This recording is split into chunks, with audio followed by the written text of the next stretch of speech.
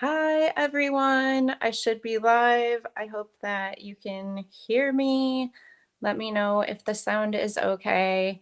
So, the guest that I am about to introduce you to, you guys are never going to believe this, but I was actually watching him live on TikTok, and he was getting out his 1920s Masonic Bible. Look at it, you guys. It's so old. And I was super sucked into this live stream, and he got kicked off. He was kicked off, and I want to hear more. So I said, will you go live on my channel and talk about this? So this is Flat Out Truth 92. I don't know if that's his YouTube, but that is definitely his TikTok if you're on TikTok. Flat out. And we are going to get into this. Hello, everybody. How are you doing today? So, as Shay was saying, this is a free Masonic Bible that was gifted to me a couple years back. I have to wear gloves, obviously. It's a very old tome or text, and I was just trying to take it live. I've had people offer me money for these pages and stuff, and I've had it for a really long time, and it's something that I never expected that, would be as profound as it is in the terms of content that's inside of it, especially when regarding Solomon's Temple and Freemasons. But I want to publish this in a way where I really don't want people's money for this, because this is the type of information that needs to get blasted out there. And you can't put a price on knowledge, true knowledge and stuff. So when people offer me money, I just can't even accept it because I just want to get like a free PDF or something, and eventually get a photocopy set of it. But I was just trying to take it live because I've taken it live a couple times. It was some of the first videos I dropped on TikTok was of this specific text, and yeah, so we'll just get into it. So this is literally the first page in it. It's got the Masonic candle.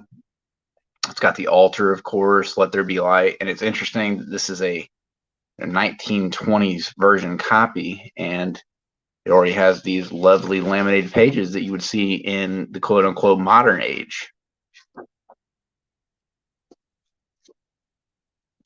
So off rip, it's already talking about, received by, met by, raised by fellow candidates of the Masonic order.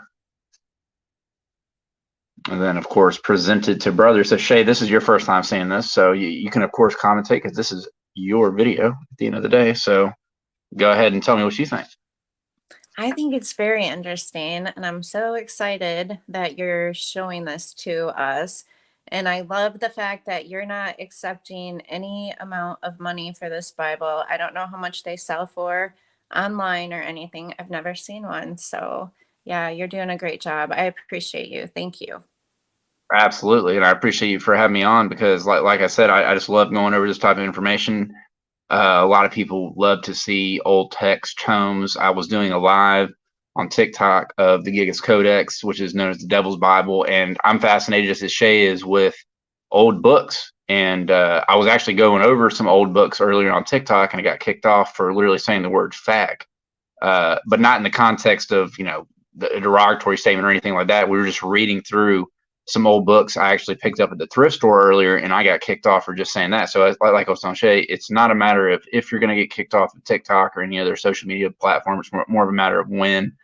And I feel like we're all truthers out there. We just want to talk, speak the truth, show the truth. And it was just interesting, that happened, but at the same time, it's not surprising. But yes, a lot of censorship. And before that happened, I kept trying to watch his live, and I kept getting a message saying that I had been banned from his live. And I knew that he wasn't banning me. He didn't even have any mods in there, I don't think. But nope. I had to keep going back in, and I kept getting kicked out. So it's really interesting what TikTok does to truthers. Absolutely. And I just literally created my TikTok about a month ago. My wife has, she's been on, TikTok, kind of dabbling. I didn't want to get into it, for years. I was a very anti TikTok. I've kind of been more YouTube or Instagram, I guess you could say, and just, I never really wanted to get into TikTok because I guess honestly the social media platform in itself has, talked a lot of the negative connotation toward TikTok, so I never kind of pushed it. But I've only had my TikTok for literally like a day, over a month, and I've almost got 10,000 followers. And this was one of the first things I showed on TikTok, and people are fascinated with just, this book, and not just this book, but it was a way to allow me to talk about, things that I know, just about old Bibles and text and tomes and occult knowledge and different things that are not, mainstream conversation pieces, I guess you could say. So, right. yeah. So when I started watching his video, he was showing a different book, and it was about Masonic symbols, which was super interesting. And I'm going to order that book just so I can do a series on all of these symbols and all of the different meanings behind them. And I know a lot of videos have been done, but this book is so thorough. I really loved that information. So hopefully we can come back and talk about this book as well. I think this is so important. This is how people get to see who's deceiving them. Andrew Jordan, thank you so much for the super chat. Donation for the pretty lady and all her hard work. I appreciate that so much. I'm so glad you're here tonight. That was awesome.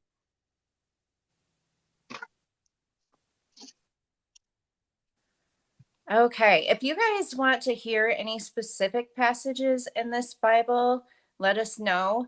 Or I'll have him just continue showing us a little bit of, the pictures, and maybe read Genesis. Yeah, we can do. Whatever you're feeling led to do. Exactly. Well, of course, this is a atypical, King James Version Bible at face value, but this is much more than that, especially in the intro about how, it talks about a description of King Solomon's temple and Citadel and the tabernacle in the wilderness by John Wesley Kelchner. And if you're not familiar with him, I highly suggest looking into him. Like I said, this is copyrighted from 1925, but there's actually another copyright inside of this that says it's from 1924. I mean, it's just about 100 years old. It's just fascinating, the contextual aspects of how scripture is read in this Bible, but not just that, but just the intro itself of how it straight gets into the, King Solomon's temple and the temple palace and citadel, the location of the temple, the materials used in the temple construction.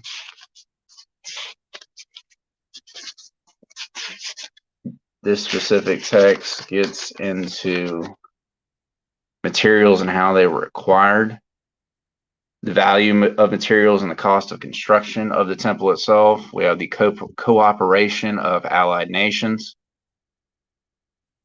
It's talking about King David.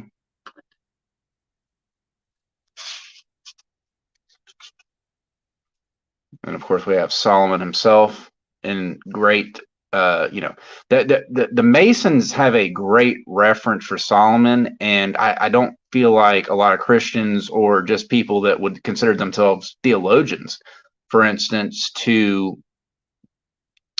notice the symbolic aspects of Masonry and Solomon himself. And then it talks about the personnel and working force in the construction of King Solomon's temple. It talks about the architecture. I mean, the detail is absolutely insane. We're talking pre-World War II.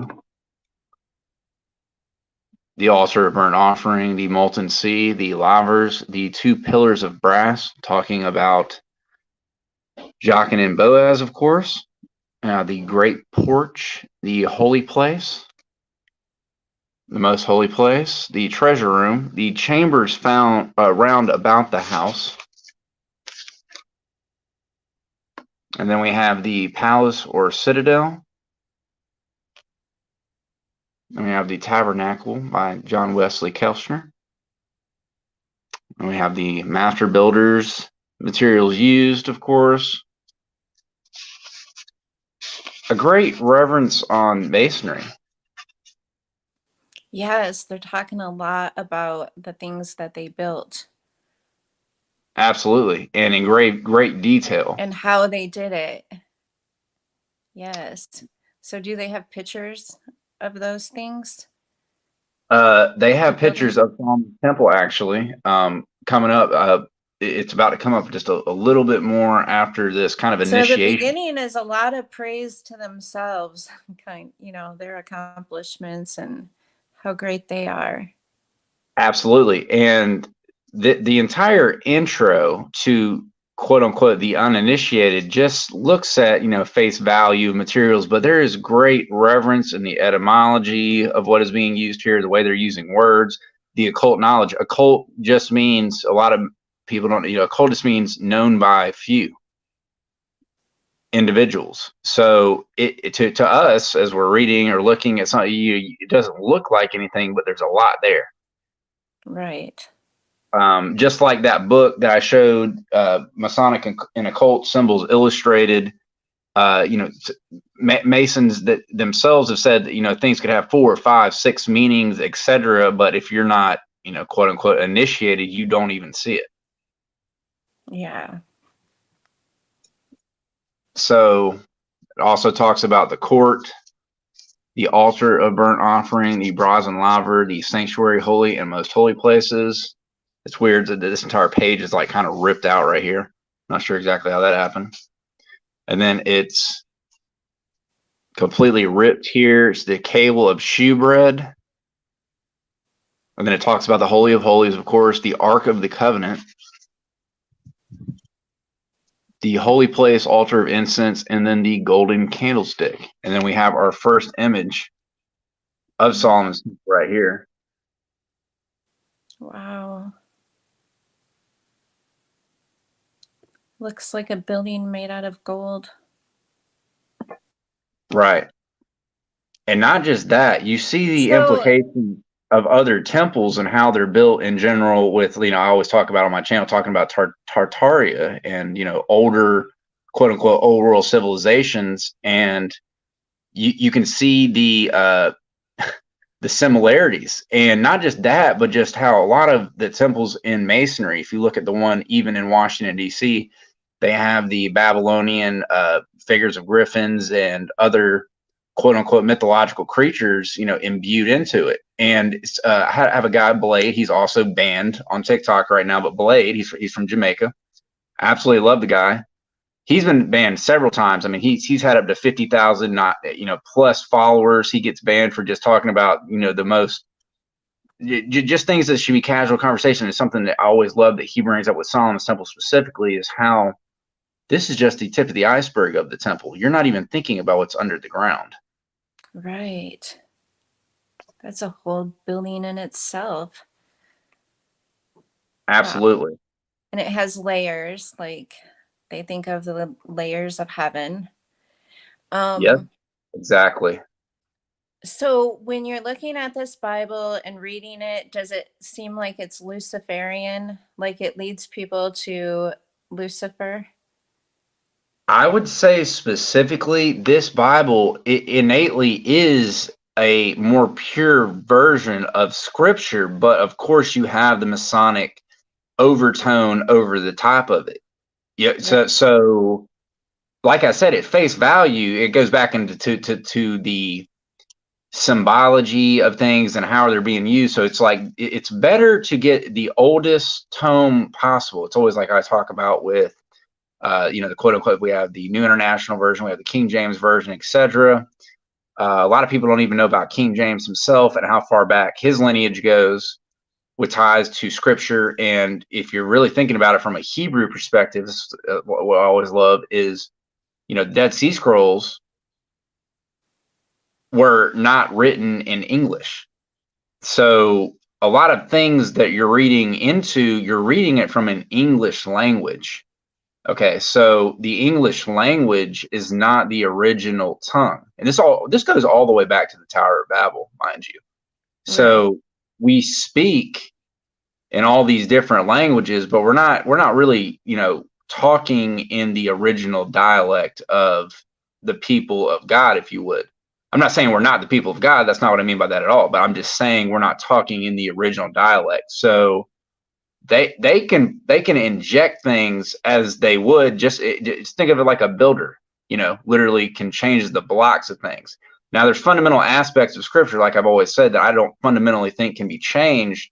But if you read in Revelation, it does say that there's a special place in the pit for people who change or manipulate the word. Now, when I was younger, I kind of always looked at that as, oh, well, that doesn't mean they can specifically change it. They being, Lucifer, Satan. There's several names you can give to that. But at the same time, it's not saying that it's not possible. Right. There's So, definitely been changes, and I'm just going to say it's a reset. They gave us a new Bible when they gave us the King James Bible. He did take books out of the Bible and change some information in the Bible. So, absolutely. yeah. So we'll go ahead and flip the page to the next illustrations.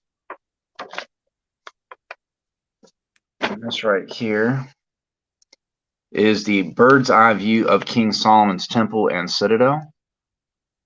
And look at that. It's absolutely incredible.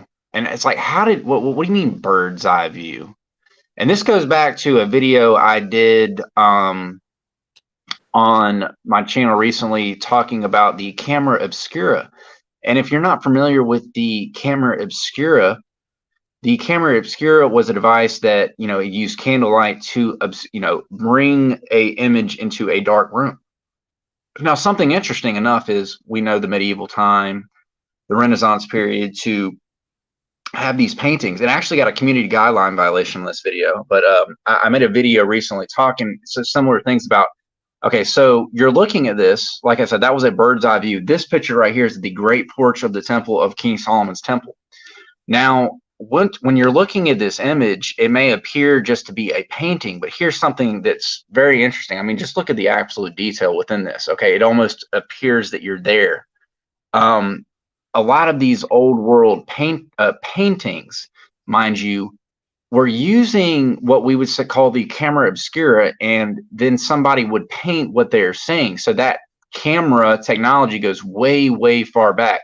And not just with the camera obscura, I'm sure there was also other forms of taking quote unquote photography in ways back then that would literally stencil out what you're seeing kind of in a black and white format. We think we're so superior with our, modern day iPhone 38s, etc., our Androids and all these other phones, but photography in and of itself is not anything new. Like it says in the Bible, there's nothing new under the sun, correct? So this just brings back, like I said, the validity of a lot of the images that are shown in older text or tomes, such as this one right here. And it's just absolutely fascinating because, I mean, like I said, I think you're really kind of getting a glimpse of the original Temple of Solomon. Yes, that is a beautiful, detailed picture. That's amazing. And I did see that video on that camera obscura.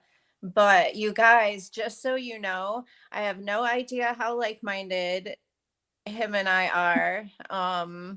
Flat out truth. So I'm assuming he knows the earth is flat. I don't It's know if definitely he, not a globe. yeah, definitely not a globe. But so far, yes, I agree with all of his points that he's making. And it's so awesome. He has this knowledge about the camera back then. And then you've gone into the Tartaria stuff too, right? Most definitely, most definitely. Yeah. I think it's kind of at this point, it's just kind of, and not to poke at anyone or anything like that, but I mean, I've known about Tartaria for over a year, and I mean, I've looked into it enough, and this is something else is we've all seen old buildings or Yes. what would called similarities within older structures. If you've ever been outside of your country, wherever you're from, state, etc., then you have seen the similarities, and it's always kind of been in my mind's eye with it. Why is that connection always hitting so well? And it brings me back to the Vatican and how obelisks are shown there, and not just there, but we have them in Washington D.C., we have them in the UK. etc. And also, like I said, Blade Truth, he's out of Jamaica. And I've had such a connection over social media and just the internet in general, talking to other people, hearing their opinions. Opinions is literally just perspectives. So, that's literally the definition of it. So I've heard so many different perspectives at this point, and had so many synchronicities that to just wipe it off as, I would be ignoring my eyes at this point. Just how, I'm ignoring the shape of the earth, with the heliocentric model that NASA pushes. So once you, like I've always said for the past year, the shape of the earth is just the tip of the iceberg. Once you get past that, there is a just collage of other more, in my opinion, interesting things, such as Tartaria, for instance. That's more of my forte or passion personally, because it just has so much more importance than just the shape of the earth. Because shape of the earth, there's so many people, there's definitely an endless battle going on there. And it first started for me on Discord, because it took me about 3 months to get through my cognitive dissonance originally. But once you get past that cognitive dissonance, you come out the other side. Like I said, that was the tip of the iceberg. I'm on a whole nother, wavelength. I'm not saying that in an egotistical fashion. You're at a different level in all this stuff. Yes. Yeah, beyond the flat earth.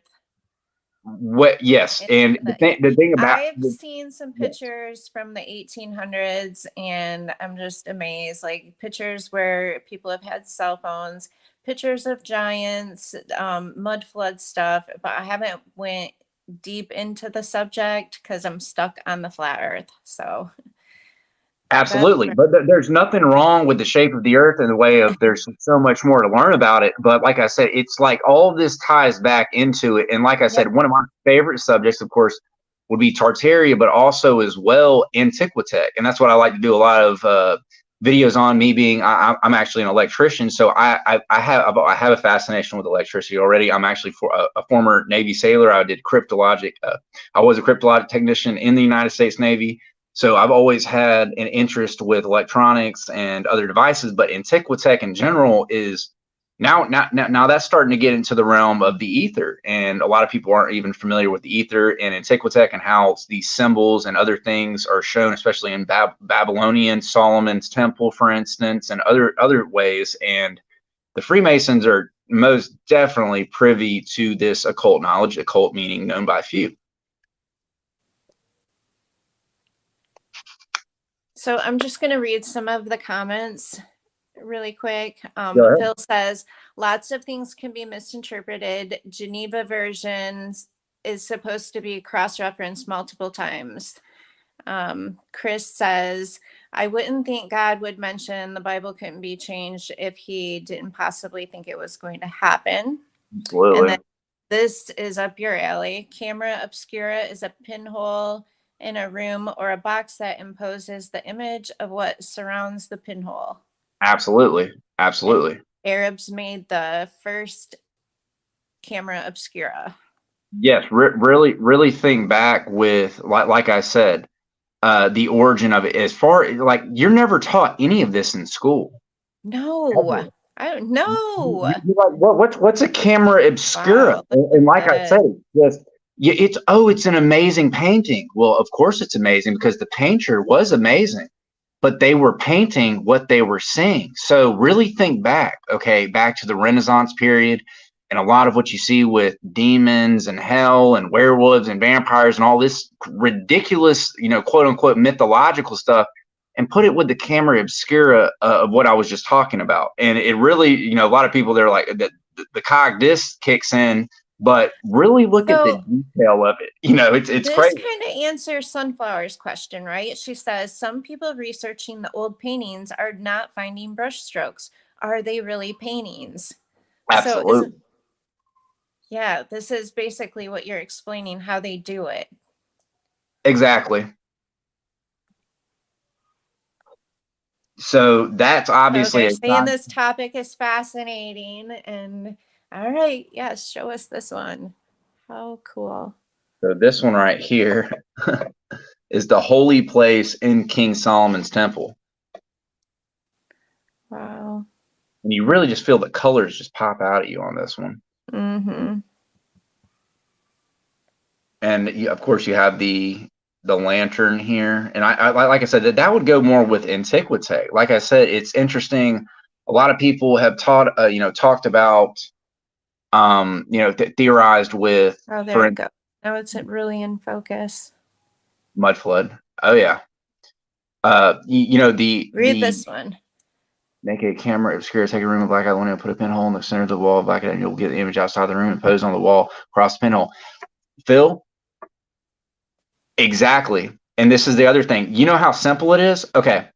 I have been sitting when I was younger in my old apartment and just sitting on my bed and looking at the curtain, okay, the shadow of the curtain, right? Because it's letting a little bit of light in and just obscuring, because it's the camera obscure, right? It's obscuring the light. The light was just enough coming in that the outside traffic on the road, I could see the cars perfectly on the ceiling. So, really think about that. It's really just like a almost aggravated form of tracing. Or not just that, think about it from this perspective. Think about in a federal court trial or something, or just a major court trial. They're always painting the images and the interpreter paints it real quick, right? Well, think about that, but with the camera obscura, like I was saying. But like I said, I think there's a lot of other cameras even that they might have had that have been hidden from us, or whatever you want to say, because like I said, I think there's different forms of capturing quote unquote time. You can put it in stone, you can paint it, you can write it. It's insane. Do you know the answer to this question? What is the meaning of low ground, high ground imagery? Low ground, high ground imagery. I'm not sure if you're meaning like if it's close to the ground or if it's higher up, because unless you're meaning now some imagery I've seen from old paintings and writing, and it actually shows almost layers of the ground around it. So you can actually see under the ground and you can see above the ground simultaneously. So almost like a seismograph painting. So you can see, like layers of it. So there's almost different levels of cameras. Like some cameras can literally penetrate ground and look on the other side of something and give you kind of a detailed image of it, but others are just more kind of face value, I guess you could say. I don't know. I didn't know exactly if that's what you meant, but let's see. Made pinhole cameras in art class. Is that the same thing? Yes, it is the same thing, but like I said, there's ways to magnify it greater using mirrors, or just a specifically built room that's just absolutely perfect for capturing something like that. There's actually in that slide that I have on my TikTok, it actually shows the camera obscura using away from a top-down method. You can do it through a wall, you can do it top-down. That's what I was telling you about. I was just looking at the curtains on the top of my apartment, and I could literally see the cars perfectly on my ceiling. So yeah, let's move on. This isn't even my favorite image.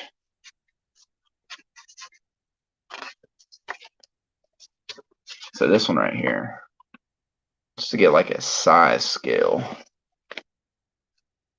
Remember, look at those pillars. This is the porch of pillars of King Solomon's Temple and Citadel. Wow. Huge. Look at Looks like giants built those pillars. Absolutely. When you were showing that huge book, that's what I thought. Like, that had to be a Bible for the giants. Absolutely. It's so interesting. I've never seen that before. And really, just like I said, we see the outside of Solomon's Temple. We've seen the side view. We're getting the porch of the pillars here. But think about this. Like I said, think about this is just the tip of the iceberg of the temple. Think about under the ground. Right. And yes, sunflower, very Roman looking. Very Roman looking pillars. Right, right. The gate to the inner court of King Solomon's Temple.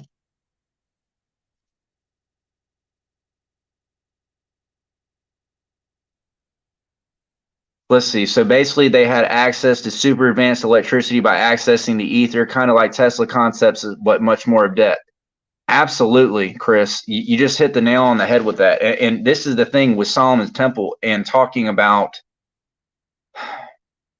the Holy of the Holies, talking about the Ark of the Covenant. I've had several people talk to me about this. The Ark of the Covenant, of course, it's, the seat, the mercy seat. And really kind of look at it, you have the cherubs on top and their wings are connected. It's almost from an electrical standpoint, it's like a battery. And this goes back into the architecture, okay? So you have the arcs, that's why it's architecture, and the antiquitech of it, using these symbols and other, Babylonian, uses in it. They're tapping into the ether, okay? So, so think about the word ethereal. I love to do etymology breakdowns. So you have the root of ether in ethereal. Ethereal just means, the definition of it is too perfect for this world. So Jesus Christ, of course, would be considered ethereal, too perfect for this world. So, a lot of, mankind likes to push the science, propaganda, etc., pseudoscience propaganda. There's nothing wrong with science specifically, but this would be considered more scientific in the way it actually works in our realm. And that's why I love Antiquitech, because we use such a primitive form of electrical uses, such as, the squirrel that chewed through the line on this, crimp coming into my house and, blew out my stove and a couple other, devices in my house. This is so primitive, but we're talking about the ether here. And something interesting that I've also dropped a couple of videos on talking about the fascis is, of course, you see in columns and stuff, this design. And I always talk about it from like an ether standpoint. The fascis is used as a symbol in a lot of architecture in America, and not just America, but the UK, Australia, any other major country. And this has a lot of connection to giants in the way of, if you look at the old tendons of, like I said, we're talking about titans and stuff here, right? Giants, talking about resets. We're apparently, on mountains or remnants of that. And in the Bible, it does talk about gods. Now, not in a specific way. We're talking about the Most High here. We're not talking about capital G. We're talking about lowercase g. So what we would consider, other gods were over their bodies. So they use these things in Antiquitech in a way of the, the fascis with the fuel rods. This is what we see with nuclear weapons. Is nuclear weapons, they use that fuel rod. That design is tied all the way back to this kind of stuff. They were very privy to its original use. Now, I theorize a lot with the fascis, but the implication is there if your mind's eye is open. So Dr. Eviel says, I have pictures in a Masonic guide, a valley with people talking. The next picture is a hill with people talking. So are you saying that's how they were communicating downhill? I'm a little bit lost on this one. Do you That's understand? interesting, because really think about this with the concept of a large battle. Like, how were they able to communicate with each other? So that's interesting, thinking back, if they were able to use the camera obscura with mirrors and other ways of magnifying that light so that they could get a direct form of communication. This also gets into the concept of scrying, which I've also did videos on, talking about mirrors and that, witchcraft way of talking through mirrors, and how it's presented to us. Oh, it's so Kind of a creepy. Kind of magical like we talk on the cell phone. We can see each other There now, you go. like what we're doing right now. It's scrying. It's They scrying. had some technology to do this kind of thing back then, only it was different.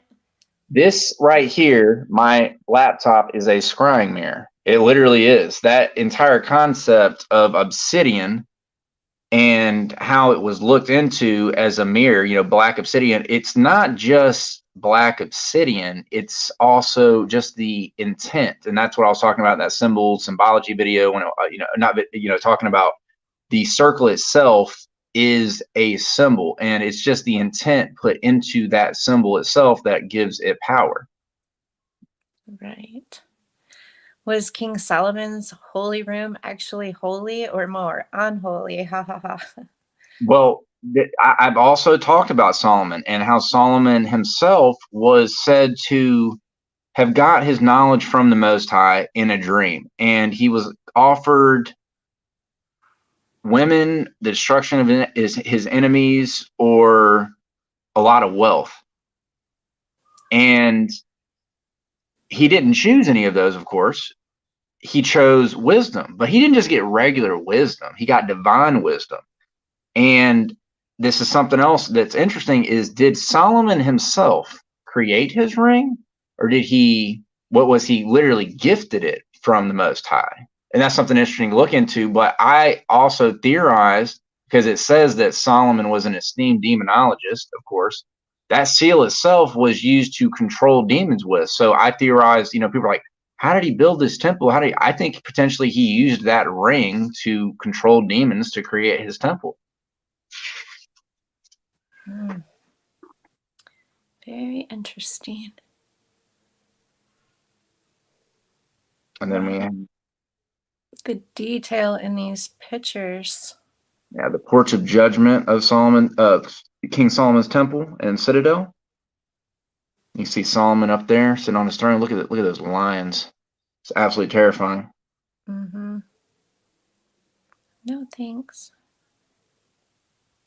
Yeah, just talking about like the raw, power that he had. I mean, it's if you look into Solomon, his downfall, he eventually actually started to think he was the Messiah, which obviously was a logical fallacy, but it's just fascinating how far his wisdom gone.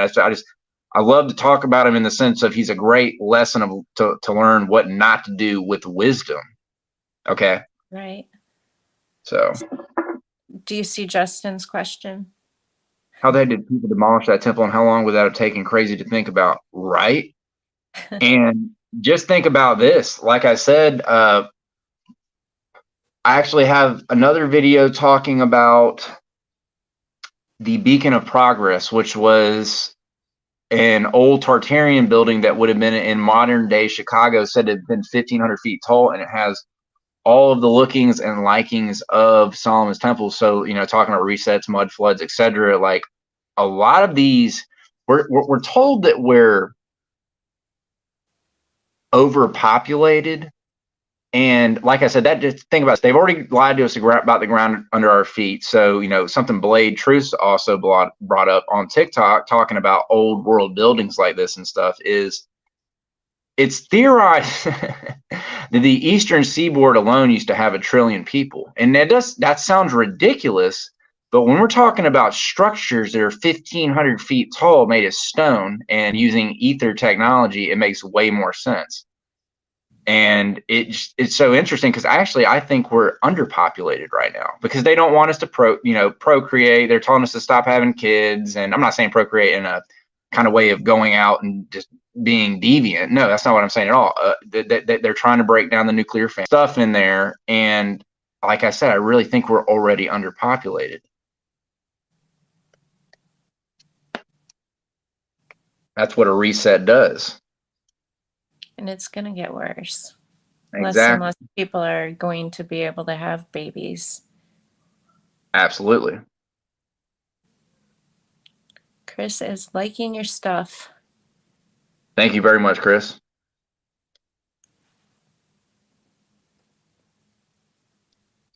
Seriously doubt it. Most of these super old pre-reset whatever structure were just next to impossible to destroy. Some demos are still on pics and vids today, and they were really hard. Yeah, some places like they have to like chop off what they can, and they just leave something else there. But it's like a lot of old world structures. If you look at them, like you can tell there was something there before it, even like on top of it. But this is what Masons like to do. Like, so talking about specifically the Vatican, the Vatican. Oh, wait. Go ahead.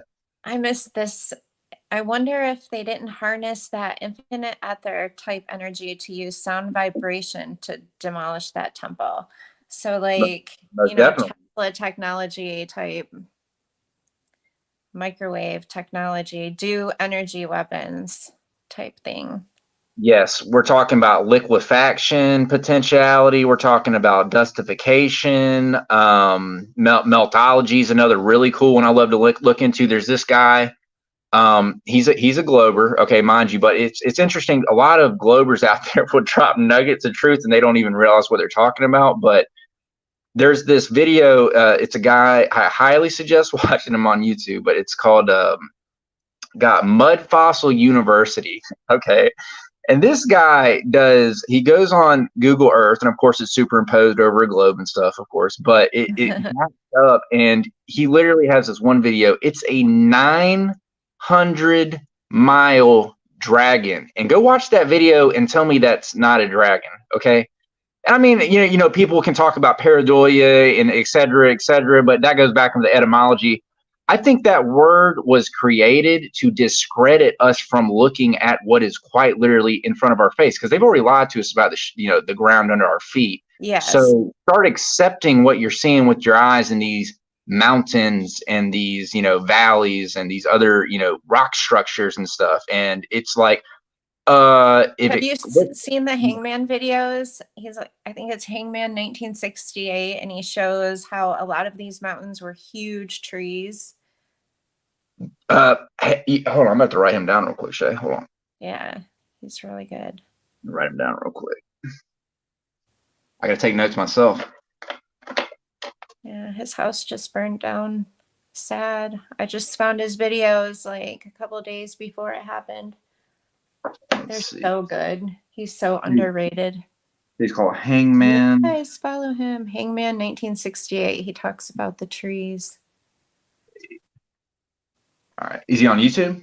Mm-hmm. Ooh, I'm excited. I don't know if he's on TikTok or not. He should be. He would go viral on there. I get something to watch during dinner time. So Chris says, I believe the Ark of the Covenant had that type of energy capability. And Phil said, when the buildings cried. Absolutely. Watch one vid where people in, I don't know, like the 1800s or early 1900s were bashing one huge super old building with the wrecking ball from a crane endlessly forever. Eventually they won over weeks. Most definitely. Like they'll go through great efforts to try to cover up the truth. We can already see that. I mean, obviously, I'm already was from to demolish some of the statues that they demolished recently. I watched a couple of them go down, and just a statue wasn't that easy. So these buildings, and back then, wow. Absolutely. And you can see the Freemasonic checkerboards going on up here. It's interesting. I think that's where the Masons get that from, is it goes back to Solomon's Temple with the black and white checkerboard. The Masons just use it because they love Solomon. You get what I mean? That's why they have Jock and Boaz, etc. Each temple is a reconstruction of Solomon's Temple. They've all ordered all these superstructure destruction. Most definitely, Justin. So here we have a picture of the actual ark itself.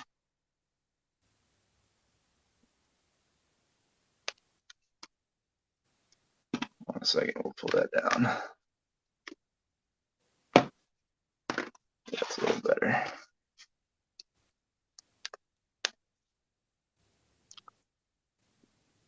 So we have the most holy place in King Solomon's Temple. Look at the light. Absolutely insane. Wow. It's like popping off the page. 1924. So when you first got your hands on this, how long did you look at it? At first, I kind of just, like I said, I was kind of I was still a heliocentrist. Oh. And I was still, this is the thing, I'd always been looking at the Illuminati and other things, and I just kind of I was like, it's just an old Bible. But, years later, after getting flat smacked and, bringing all of the information I already had. See, that's the thing about being a truther is a real truther, if they're corrected and they're already on the path, all they have to do is humble themselves and move forward and then use the information they've already gathered, because they've already got a lot of, the truth, and then all of that truth becomes manifest. So a lot of things you may have overlooked originally, you're opened up to it. You're, aware of it. So the information's already there. You're just not looking at it objectively.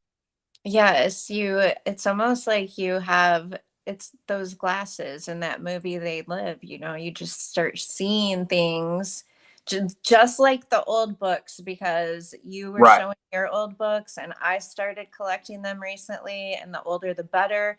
I don't care what they are, I just buy them, and yeah, they're literally treasures. Absolutely. Absolutely.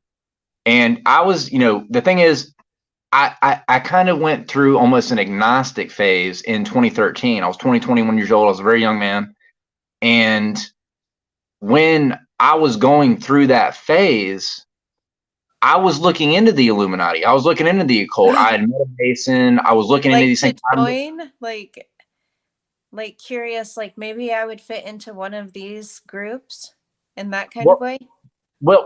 more so of not in a way of I was losing my faith, but I found an allure to the occult, but I was not privy to it. And see, this is the thing.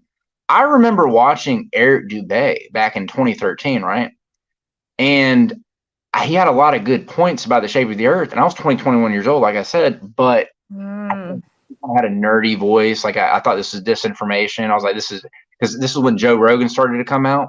So I was kind of, like I said, I was young. So I started dabbling in psychedelics, DMT, other just drugs, etc., looking in that what would be considered new age movement of spirituality and oneness and whatnot. But looking back in retrospect now, I'm 30. I was on the tip of the iceberg, but I just took the wrong direction, right?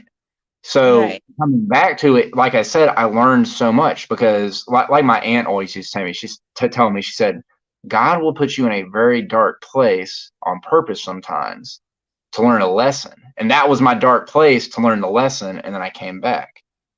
And it's so just amazing because I can use that knowledge that I learned then Yes, and and further okay, understanding. so I really believe that our connection is spiritual, because what I want to do on my channel the most is expose this deception. Like what you went through, that's what I want to expose. There's a lot of misinformation that's disguised as Christianity. And I mean, from the church to different new age religions, like, oh, we believe in Jesus too, but we're all gods. So I love exposing this. And I think when people see these signs and symbolisms, they're going to recognize them a lot quicker. Like, for example, the generation of Joshua, and they use the pentagram. I think that's the Absolutely. but yeah, and it's, led by people that Christians would trust. So I really appreciate this. Of course. This is probably one of my favorite images in this particular tome. And I love all of them, don't get me wrong, just the ornateness of it. But this one right here specifically, I still haven't transcribed that yet. But this one, just because every single time I look at this thing, and I've looked at it a lot, I see something I didn't notice before. And that's the occultness of it. That's the Yeah. known by few aspect. There's so much going on. Look at the size. Look at that guy standing right there.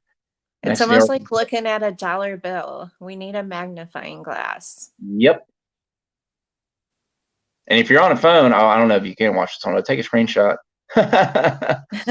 Yeah, I'm actually going to take a screenshot right now.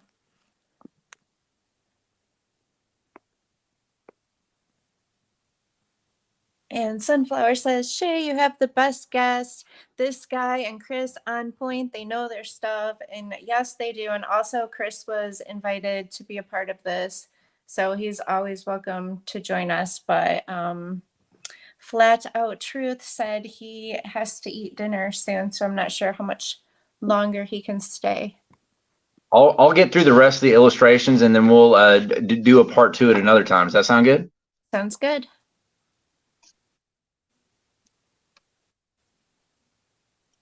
So this is the interior of King Solomon's Temple banquet scene, King Solomon's Temple and Citadel. And just so much, there's just so much decadence going on in this. I see women just lounging. They're kind of holding their cups up. We have Yeah. free Masonic checkerboard. I mean, I honestly, every time I look at this, I get chills because I literally feel like I'm there. And it's like I said, it's the detail of this. I honestly, I noticed something I have never noticed before, but up here at the very top of this particular, those are people up there, Wow. actually, gazing down. And I'm just getting a, scale of this, lavish temple with just women and men and just like kind of lounging around, maybe kind of doing what's the name of that Yeah, one think drug? about a really fancy Opium. hotel spa and then multiply that. Something we'll never see in our lifetime. Exactly. Beautiful. Then this one even gets into it more. You see looks like a lady laying down right here. It says House of Pharaoh's daughter, King Solomon's wife or queen, King Solomon's temple and citadel. Chris said, I feel like this guy could definitely teach me some stuff, which is very humble of you because I feel like you know everything. Yes, lots to learn.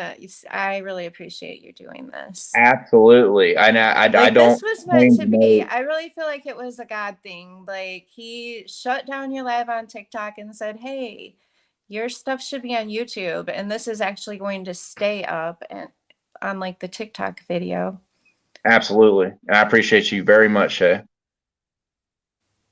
This is so interesting. And that's exactly right, Phil. We can all learn from one another. It's not about oh, I know more than you, bro, or I got more followers, or I got more likes, or any of this thing. That's what they want us to keep us on. It's about knowing the truth. That's like the lady. She's like, I will pay you for each page of this. It's like, look, at the end of the day, it is just a book. I mean, yes, it's a very occult book, but at the end of the day, this is something that needs to be given out to everybody in a way that they can study it themselves. I'm not trying to be like, oh, I've got this, cool book, man. Like, I'm not gonna, I'm gonna charge you $30 a page to get a copy. No, like, I want to make this a free PDF file. Yes, I wish people would do that with their old Bibles because they sell them for as much as a house. But there's one on there for $1 million. $1 million Exactly. for an old Bible. Why not share that information? And I have messaged those people and said, will you just take a picture of this scripture for me? But I never get a response. Greedy Absolutely. with an old Bible. How rude. Do you know who Ryan Zem is? Oh, I love Ryan Zim. I got to find him. A lot of respect for him. He's a very, very nice gentleman. Thanks, Chris. And that's a side shot of the Israel encampment roundabout of the tabernacle in the wilderness of Sinai.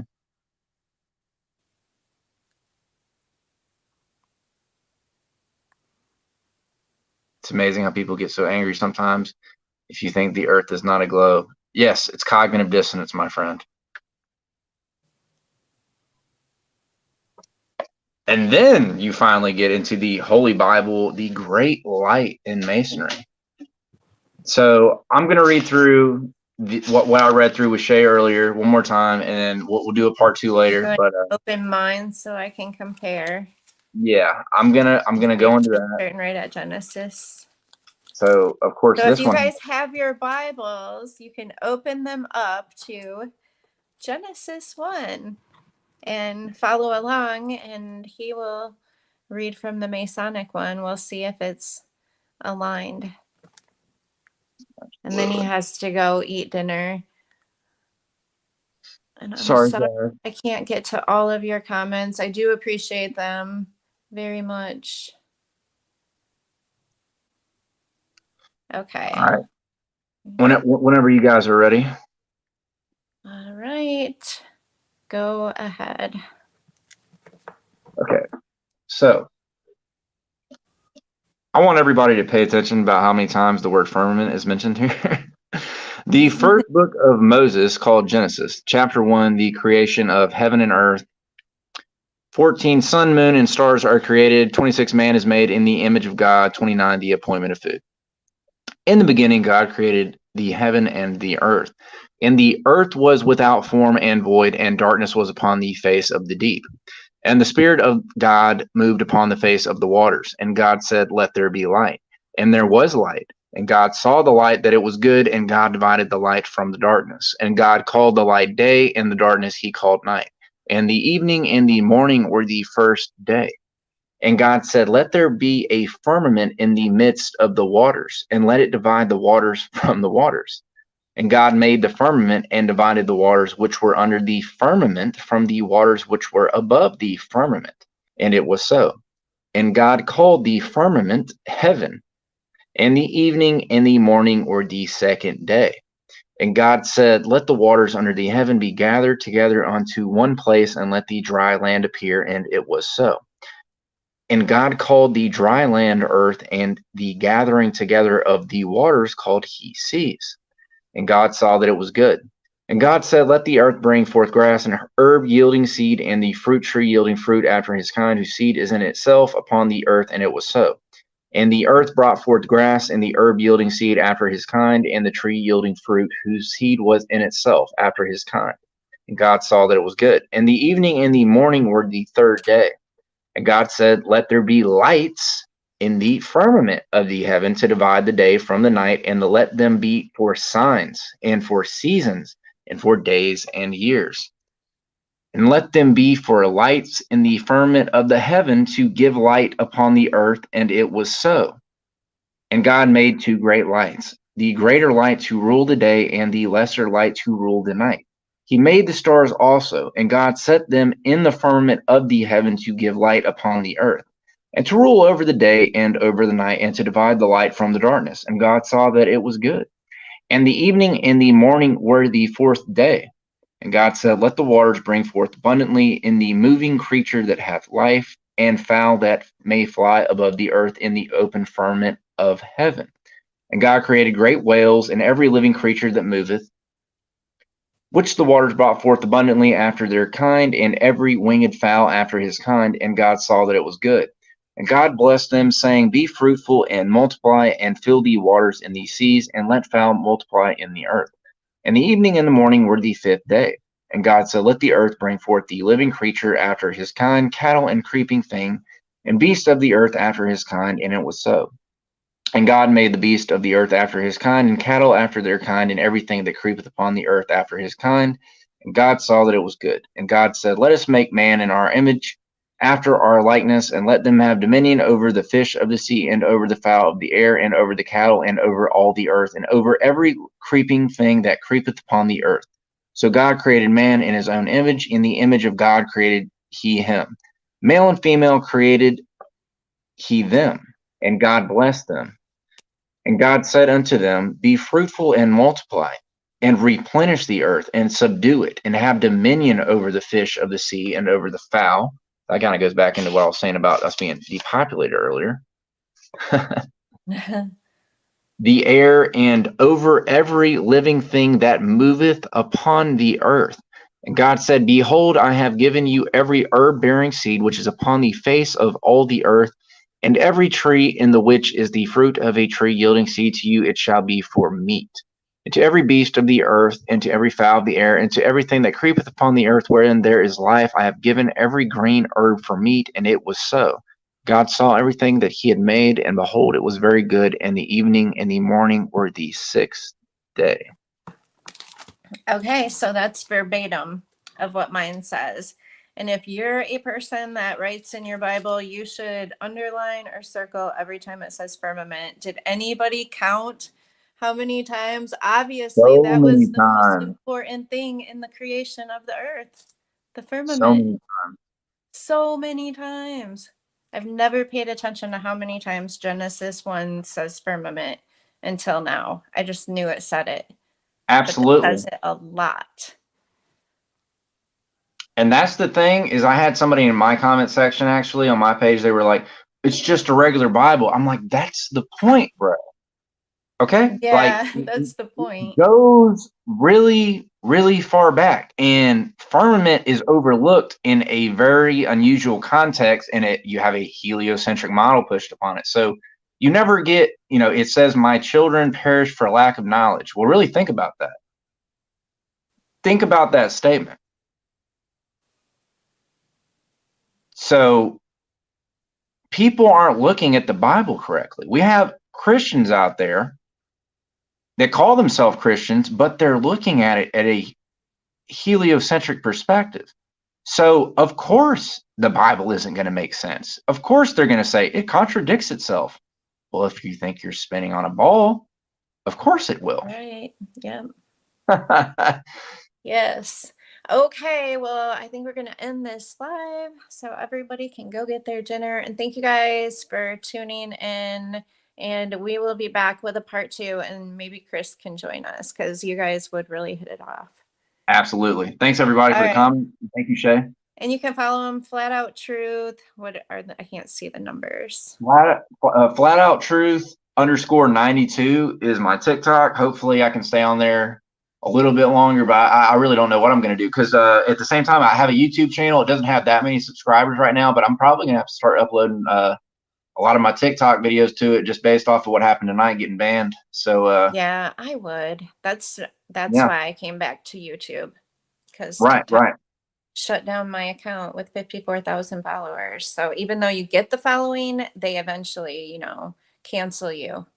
Absolutely. And that's what they want. They don't want people having normal conversations about this. This should just be another casual conversation, but look at the lengths we have to go through to have it. Right, exactly. Okay, guys. Talk to you soon. All right. Bye. Thanks.